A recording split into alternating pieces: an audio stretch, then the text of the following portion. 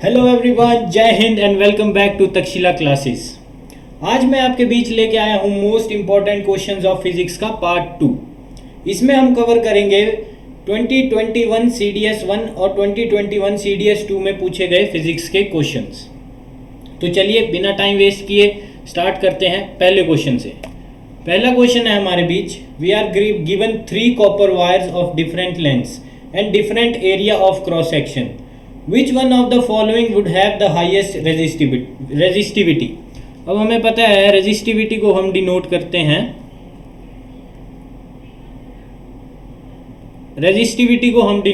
हैं, रो से।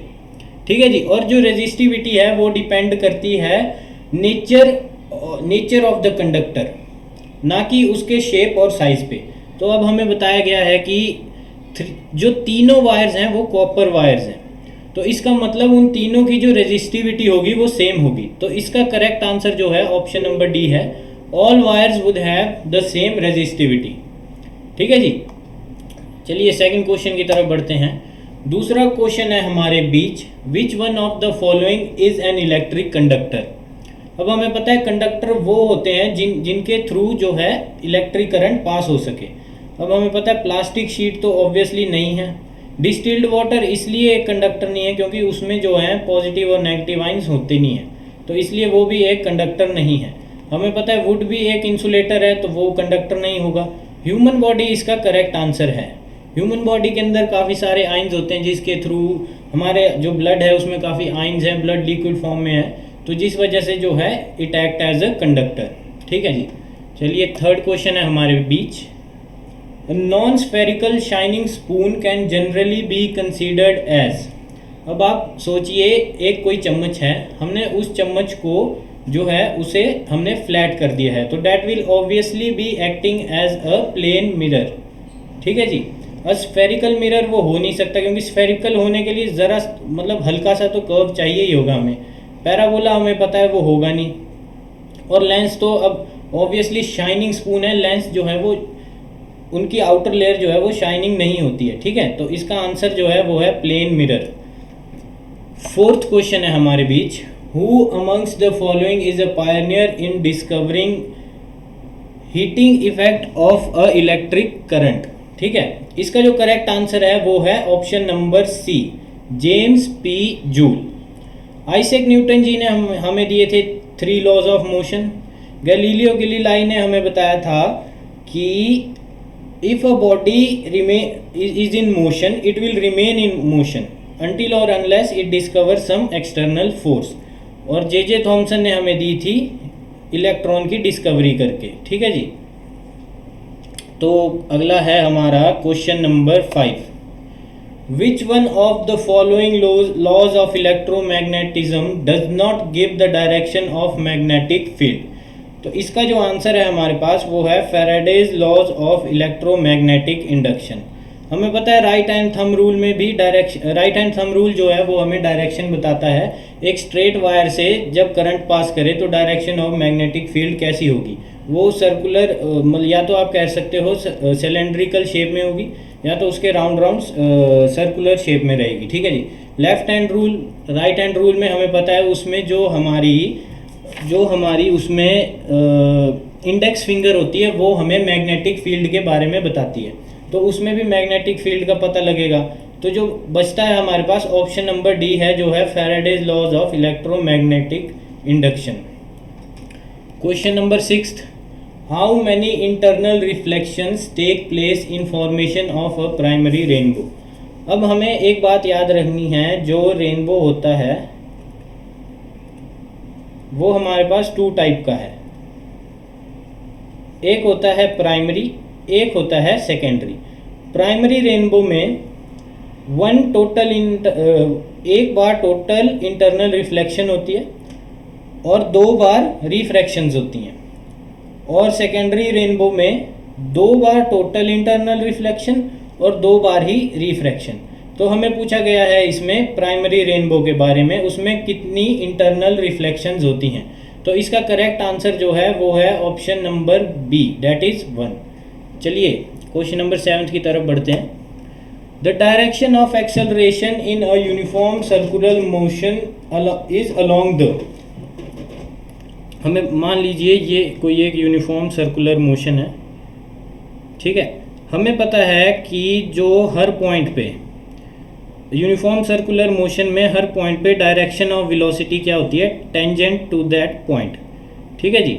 और जो इसमें एक्सेलरेशन होती है that is along the radius and towards the centre, ठीक है।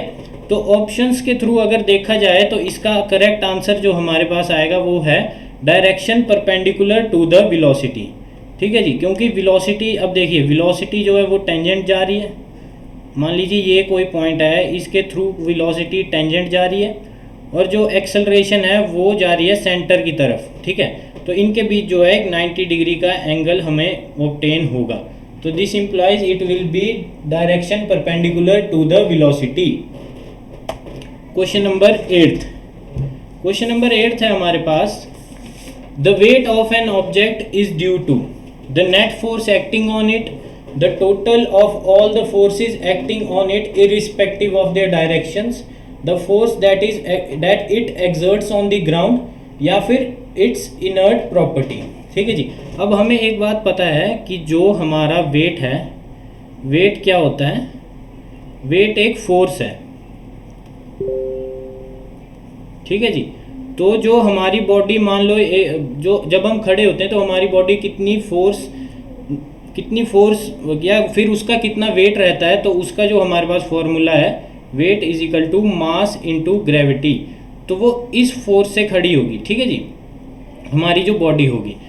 तो इसका मतलब है कि the weight of an object is due to the force that it exerts on the ground. तो इसका करेक्ट आंसर है ऑप्शन नंबर सी। चलिए 9th क्वेश्चन की तरफ। The size of a particle being studied in nanotechnology is about, इसका correct answer है option number B. ये आपको याद रखना है कि the size of a particle being studied in a nanotechnology is about 1 to 100 nanometres. Question number 10th, the magnetic field lines inside a current carrying long solenoid are in the form of, ये हमने 9th class की science की book में हमने पढ़ा होगा कि जो मैग्नेटिक फील्ड की लाइंस हैं inside a current carrying long solenoid are in the form of parallel straight lines, ठीक है जी। तो जो इसका करेक्ट आंसर है वो है option number D. Question number 11, a ray of light travelling from rare medium to denser medium.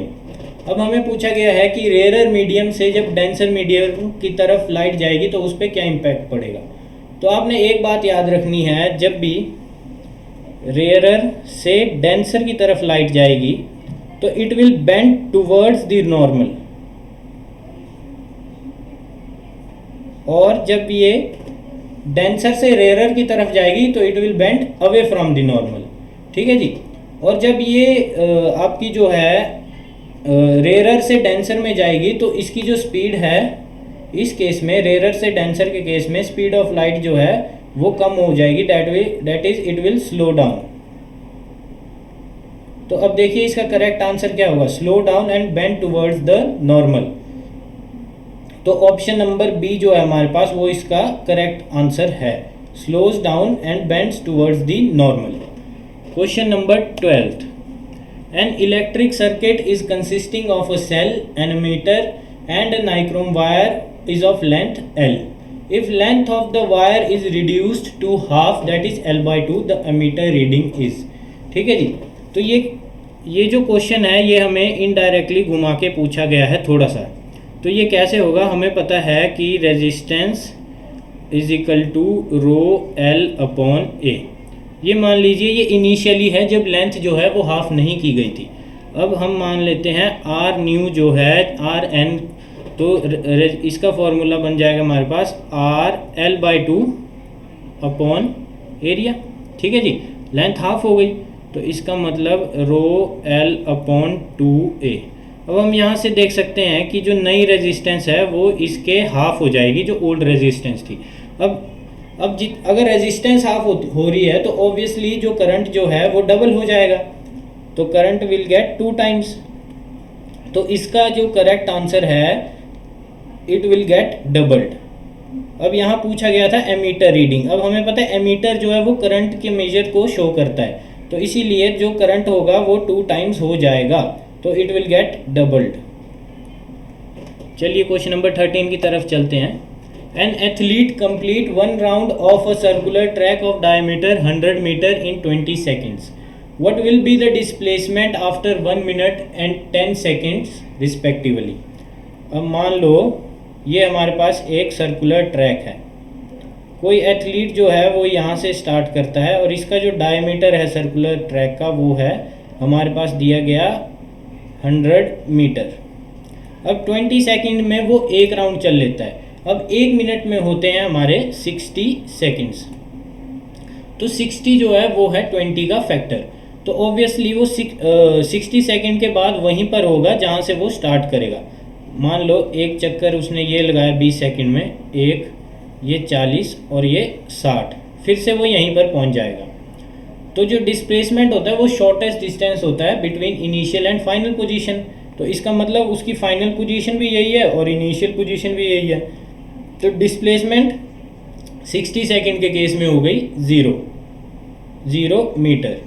और दूसरा पूछा गया हमारे पास 10 सेकंड्स में वो half of the circular track को कवर कर चुका होगा, मतलब कि अगर वो यहाँ से स्टार्ट करता है तो वो यहाँ पहुँच चुका होगा, तो इसका मतलब जो डिस्प्लेसमेंट होगी वो होगी 100 मीटर्स, क्योंकि इन दोनों पॉइंट के बीच में जो शॉर्टेस्ट डिस्टेंस है वो है हमारे पास 100 मीटर। तो 0 और 100 मीटर रिस्पेक्टिवली, तो करेक्ट आंसर है हमारे पास option number D, 0 metre and 100 metre respectively. अब आता है हमारे पास अगला question. A sound wave has a frequency of 4 kilohertz and wavelength 30 centimetre. How long will it take to travel 2.4 kilometres. तो अब हमें पता है कि जो हमारी वेवलेंथ है उसे हम डिनोट करते हैं लैम्डा से, जो हमारी फ्रीक्वेंसी है उसे हम डिनोट करते हैं न्यू से, ठीक है जी। तो हमें एक बात पता है कि speed of sound is equal to lambda into mu, ठीक है। तो अब हमारे पास दी गई है speed of sound, frequency of sound जो है वो दी गई है हमें 4 किलो हर्ट्ज़। अब किलो हर्ट्ज़ को हमें हर्ट्ज़ में बदलना होगा, तो इसका मतलब 4 इंटू 10⁻³ इंटू, और जो हमें वेवलेंथ दी गई है वो दी गई है हमें सेंटीमीटर्स में, इसे मीटर्स में कन्वर्ट करेंगे तो ये हो जाएगी 0.3 मीटर। तो इसका मतलब जो वेलोसिटी ऑफ साउंड आएगी हमारे पास वो आ जाएगी 1.2 इंटू 10⁻³ मीटर पर सेकेंड। अब हमें एक और बात पता है, हमें पूछा गया है टाइम कितना लेगी वो 2.4 किलोमीटर्स कवर करने में, ठीक है जी। तो टाइम हमें पता है, टाइम का फॉर्मूला होता है time is equal to distance upon speed. Distance हमारे पास है 2.4 किलोमीटर्स, इसे हमें बदलना होगा मीटर में, तो ये बन जाएगा 2.4 इंटू 10⁻³ अपॉन हमारे पास स्पीड कितनी आई थी 1.2 इंटू 10⁻³, 1.2 इंटू 10⁻³, ठीक है। 10⁻³ से 10⁻³ कट गया और ये 2, तो इसका जो करेक्ट आंसर है वो है हमारे पास 2 सेकेंड्स। तो जो टाइम लगेगा साउंड को 2.4 किलोमीटर चलने में वो लगेगा 2 सेकेंड्स का, ठीक है जी। ये थोड़ा सा न्यूमेरिकल बेस्ड क्वेश्चन है, अगर आपके बेसिक फार्मूलाज क्लियर होंगे तो आप डेफिनेटली जो है इसे सॉल्व करने में कामयाब रहेंगे। क्वेश्चन नंबर 15 है हमारे पास। An electric bulb is connected to a 110 volt generator. The current is 0.2 ampere. The power of the bulb is. अब देखिए ये कितना सिंपल सा क्वेश्चन है। हमें पता है पावर का फॉर्मूला होता है वोल्टेज इंटू करंट, ठीक है जी। पावर इज इक्वल टू, या हम याद रखने के लिए क्या कह सकते हैं, P is equal to V into I, P is equal to VI। तो अब हमें पावर पूछी गई है, पावर इज इक्वल टू हमें वोल्टेज दी गई है 110 इंटू और करंट है हमारे पास 0.2, तो जो मल्टीप्लाई करने के बाद हमें इसका आंसर मिलता है वो मिलता है power is equal to 22 watts. तो जो हमारा करेक्ट ऑप्शन रहेगा वो रहेगा option number C, that is 22 watts. चलिए क्वेश्चन नंबर 16 है, refraction of light as it enters from one transparent medium to another is due to, ठीक है जी, change in temperature of the medium, change in amplitude of light, change in speed of light या internal property of light. अब इसका जो correct answer रहेगा वो रहेगा refraction of light as it enters from one medium to another is due to change in the speed of light, ठीक है जी। अब ऐसा क्यों होता है, क्योंकि हर एक मटेरियल की अलग अलग रेजिस्टिविटी होती है लाइट को लेकर जब उसके थ्रू वो पास करती है, जिस वजह से उसकी जो स्पीड ऑफ द लाइट है उसमें चेंज आ जाता है, ठीक है। और एक और बात आपको क्या याद रखनी है, जब लाइट एक मीडियम से दूसरे मीडियम में ट्रैवल करती है तो उसकी दो चीज़ें चेंज होती हैं। पहली वो है फेज वेलोसिटी और दूसरी वो है वेवलेंथ।